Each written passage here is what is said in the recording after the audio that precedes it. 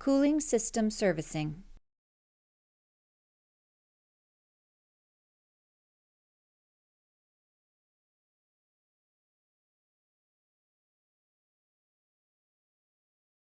If the vehicle has just been driven, wait several hours to allow the engine to cool down before beginning this procedure. Apply the parking brake.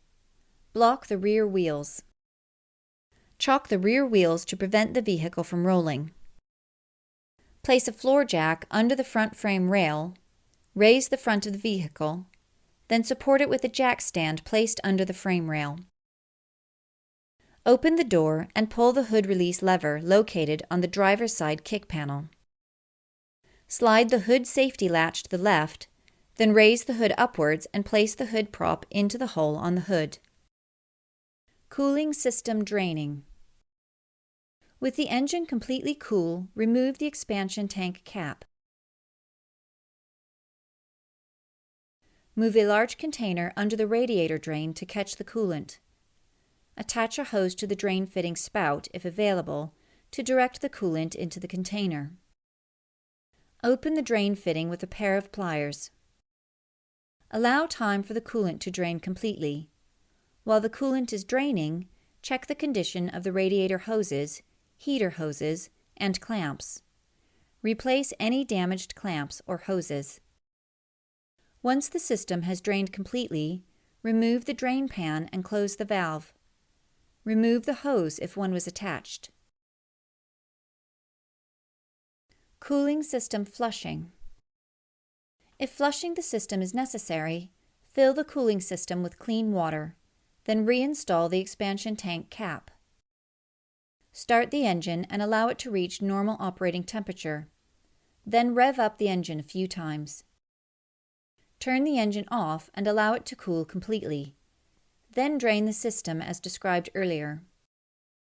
Repeat these steps of filling the cooling system with clean water, then running the engine, followed by draining the system until the water being drained appears clear and free of contaminants. Cooling system refilling. Close and tighten the radiator drain fitting.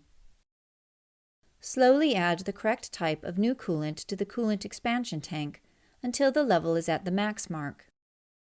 Install the expansion tank cap.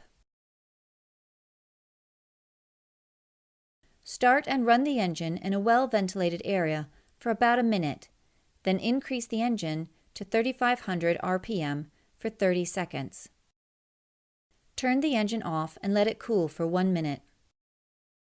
With the engine still sufficiently cold, slowly open the expansion tank cap and top up the expansion tank with coolant until the level is slightly above the min mark. Install the expansion tank cap. Start and run the engine again until it reaches normal operating temperature. The thermostat will open and the upper radiator hose will become hot. Rev the engine up to 3,500 RPM for 30 seconds, then bring the engine to idle for 30 seconds. Turn the engine off and wait another minute.